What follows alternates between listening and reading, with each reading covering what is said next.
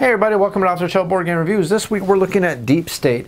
It's a 2 to 4 player card game, set collection, and a worker placement game. And it plays about maybe 60 to 90 minutes depending on your player count. Now in the game of Deep State, every single player is a puppet master in an alternative 20th century that's occurred after the 2 world wars, where the players are shadow organizations, if you want to call it that, or leaders of secret organizations trying to take over the world through controlling the government, controlling inner circles, controlling spy agencies, having their fingers in the stock exchange, working through all mass media and everything like that in an effort to control the world by working behind the scenes and controlling everything in that aspect. Deep State is going to play over 5 or 6 rounds depending on the amount of players, and every single round is broken up into turns. On a player's turn, they're going to have access to 2 actions if they happen to control the supervisor token, or they're going to get access to all 4 actions if they're not the player and they control the supervisor token.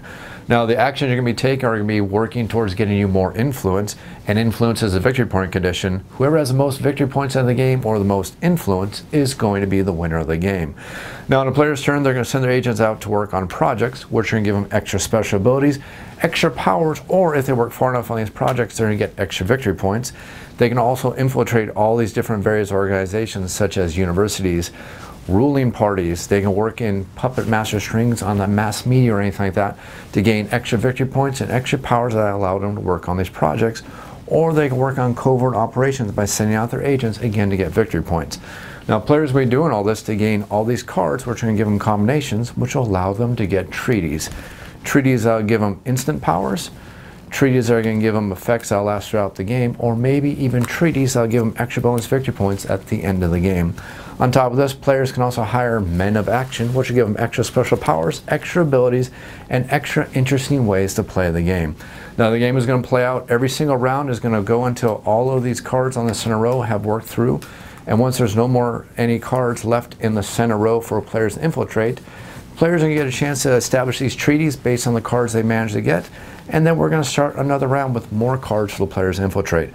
Once all the cards are gone from the infiltration row, players are going to add up all the victory points, and the player is going to be the one who has the most infiltration points and is the grand winner of the game.